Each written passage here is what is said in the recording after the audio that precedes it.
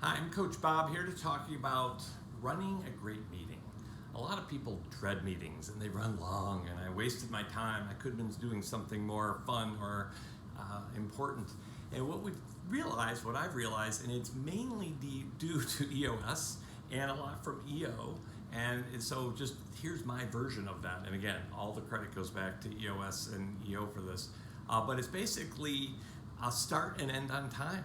When are we starting? Okay, we are starting on time. And then when are we ending? I promise we will get out of here on time. If someone wants to stay after and continue, go for it. But I know, okay, if it's a 90-minute meeting, it's not really 2 hours, or we didn't get to the meat of the meeting until it was too late. So start and end on time. Have clear expectations. So here's what I expect from this meeting. Here are the ground rules. I mean, maybe it sounds overscheduled, but is someone running the meeting? Every great meeting, not every, meetings are about productivity, enjoyment. So someone's got to be in charge of that. So ultimately, hey, clear expectation. I'm running the meeting. We're going to start on time, end on time. Here's the agenda. I am going to keep us on track. If it's a side, and so basically clear expectation. Are there any rules? And really setting that safe space. So, hey, what is said here, if that's one of the things we've agreed upon, is it's confidential or whatever it might be. So set those expectations. Then to do some form of a check-in. So where is everyone's head at? And just for everyone to transfer into this room, into this meeting. So it could just be as simple, in EOS we do good news personal, good news professional.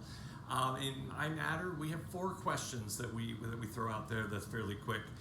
We have a 5-minute check-in, which gets a little deeper, but just some form of connection tool to just get everyone present with each other.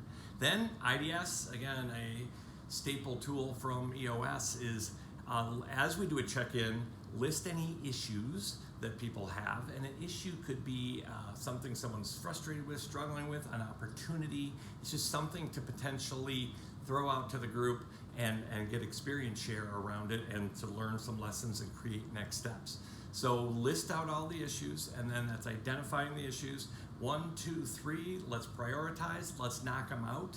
Knowing how long the meeting is, I found it to be very beneficial that if it's a smaller group and we only have 60 minutes, maybe it's 2 to 5 minutes per issue, something just to keep us on track. And if it needs to go deeper, it can, but just everyone feels heard, everyone gets a chance to solve and gets to that next level of that issue.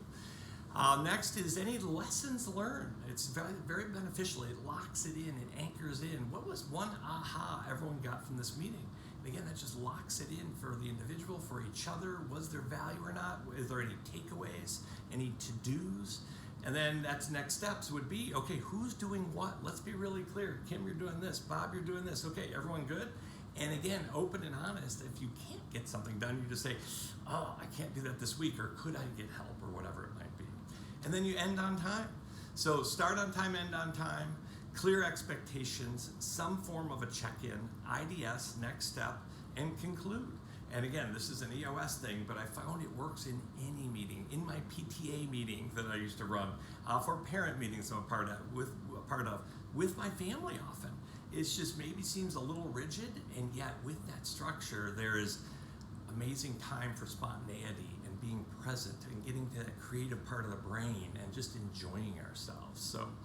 So there's a few tips on running a great meeting. If you have any questions, let me know, and enjoy your next meeting. I'm Coach Bob. I Matter.